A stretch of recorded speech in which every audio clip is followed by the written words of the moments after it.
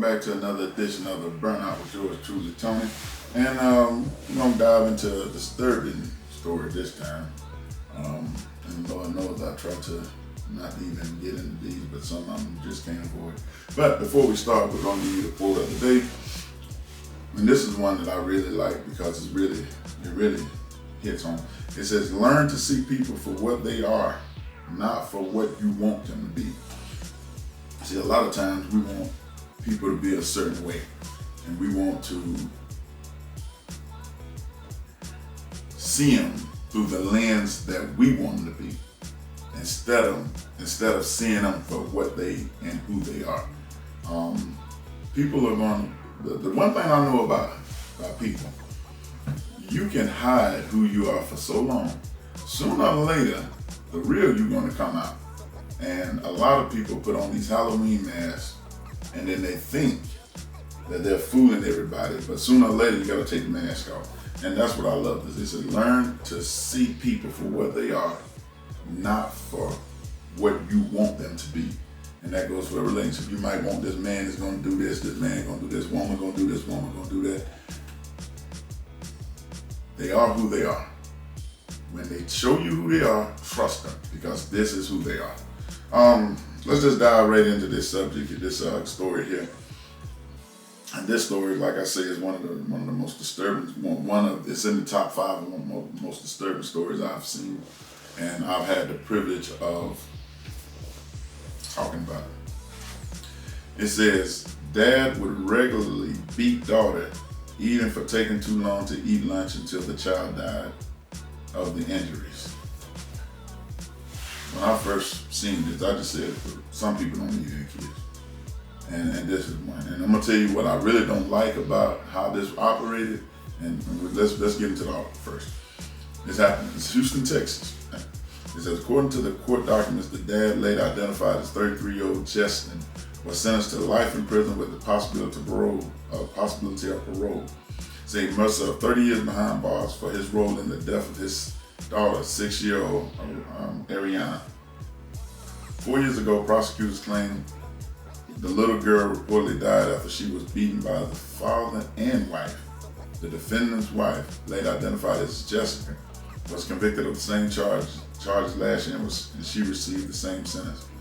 The investigation began in 2020 when the child parents called 911 and told the dispatch that their daughter was not breathing. The responding officer found the girl wrapped in a bed sheet. First responders rushed the child to the hospital where doctors pronounced her dead. During an initial interview with the investigators, the girl's parents reported said that their daughter reportedly fell down the stairs. Instead of calling for medical help, the child was sent to bed. Several hours later, the parents reported found the girl unresponsive. The responding officer realized that the child had severe injuries over her body, including belt marks. During a follow-up interview, the father's wife reportedly said that she hit the child 5 to 6 times with a belt because she peed in her bed. During the investigating process, authorities also showed that the girl's dad would also hit the child regularly. The parents even hit the child with a belt because she was taking too much time to eat. Prosecutors said that their victim's sister was also beaten regularly and suffered severe abuse. The girl's father initially told investigators that he didn't know about the abuse, but authorities later revealed that his wife regularly updated her husband with the photos. Okay. So you beat a 6-year-old because she took too long to eat lunch. Your wife allegedly beat her because she peed in bed, so you hit her 5 or 6 times. Y'all are monsters. Y'all are just monsters.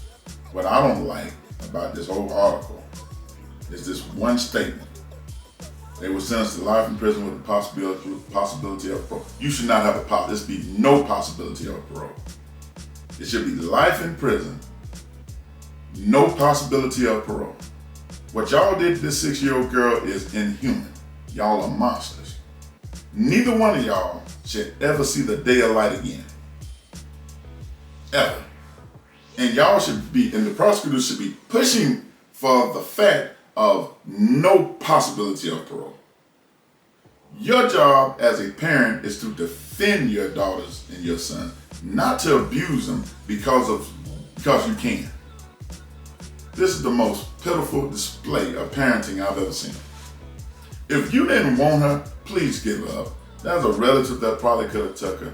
There's services that would have took her. You did not have to go this route.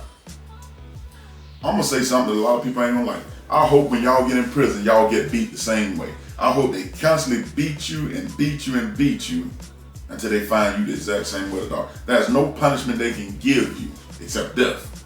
And I want to know, how did you manage to escape that part? That should be first degree, because that was malice. Y'all did it on purpose, deliberately. It was not an accident. And then you tried to cover it up. You lied about it on top of that.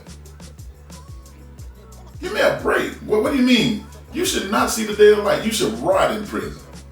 You should rot in prison in both of you. Forgiveness is something that we're required to do. Forgetting is something that I'm not. Forgiveness is required.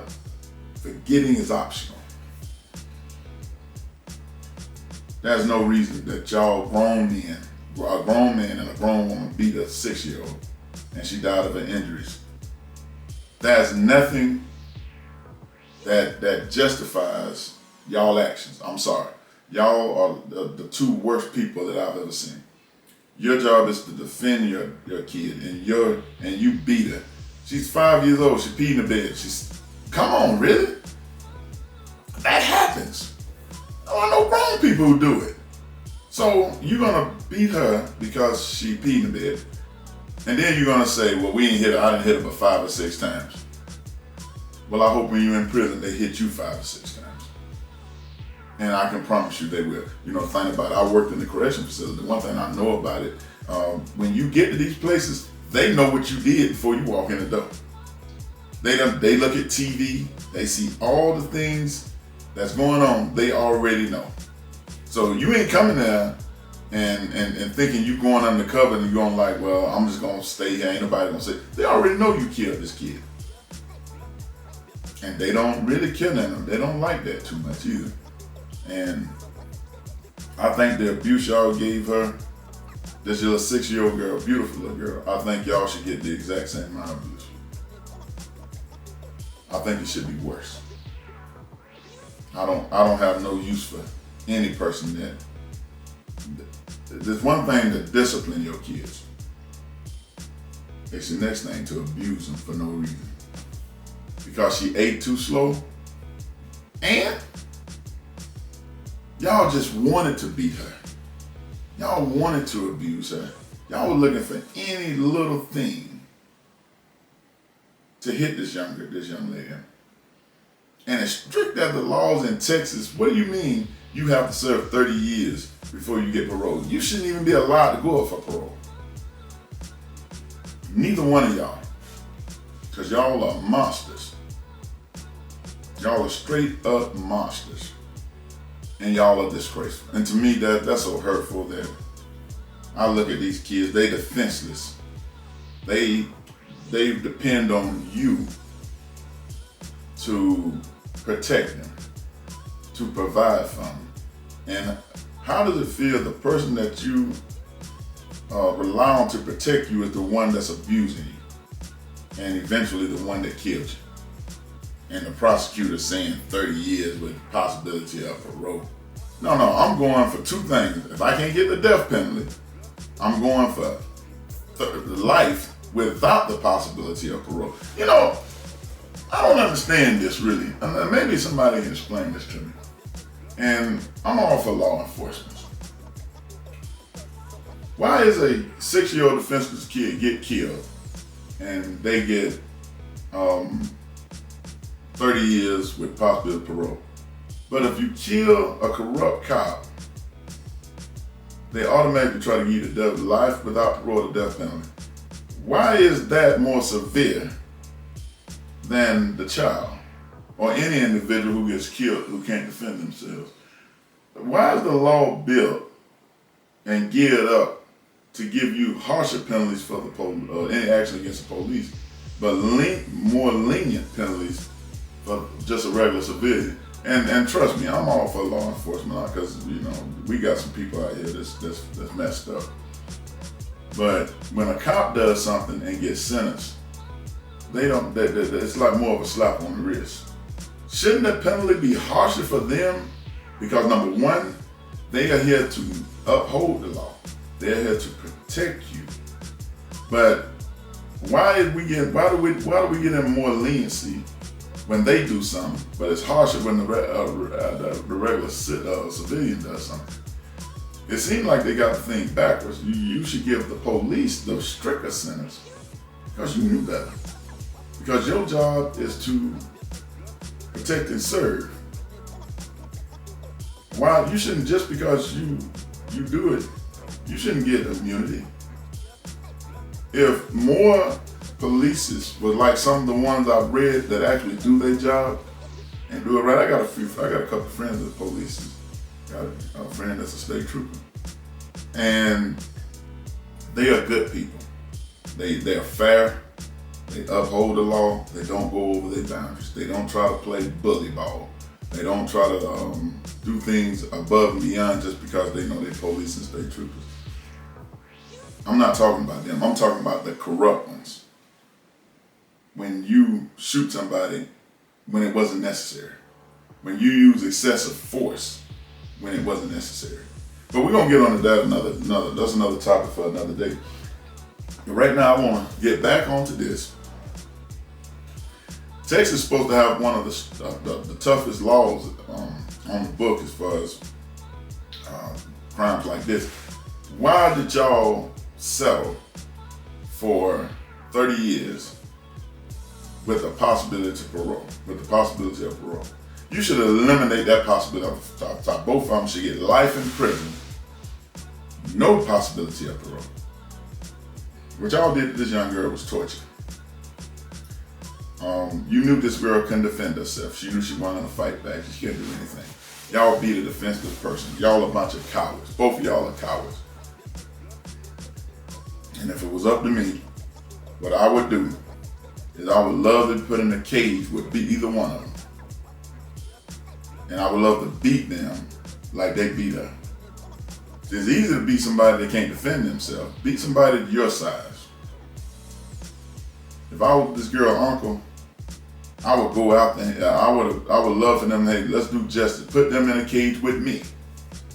Since you want to fight and beat a 6-year-old, let's see how you do with an adult. Let's go toe to toe with that. I would love for that.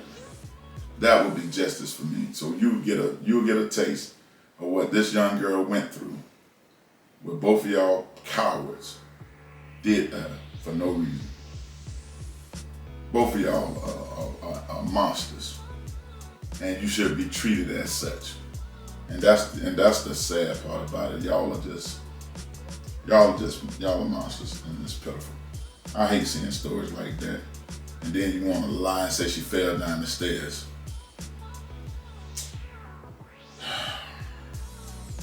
And then when she wasn't responsive, she wasn't breathing, then you called 911.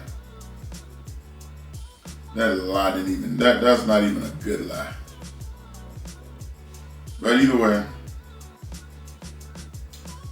that's where we at now. And the sad part about it, maybe the child, I know for a fact she's in a better place. But you cut her life short. She didn't even have a chance to even begin her life because we had 2 adults who was there to protect her. You took it from her. Y'all are just disgraceful.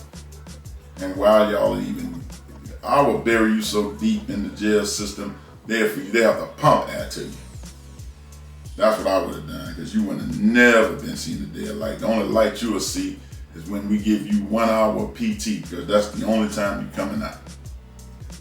But, well, I keep my eye on it. And hopefully, y'all gotta make the prosecutors, the laws gotta make an example of people like this. Because it's a copycat league, you're gonna have another person doing this. We make these laws so tough and strict. When you do that, you deter people from acting this way and behaving this way. If you do this is the consequences. You're going to jail, prison for life, and you're not getting out. When you get out, it'll be feet first. Until that happens, we're gonna keep getting these stories. But hey, that's all the time I got for you today. We'll be back next week, same time, same place on the Burnout. And remember, always flame up, never burn out. 2 fingers. Peace.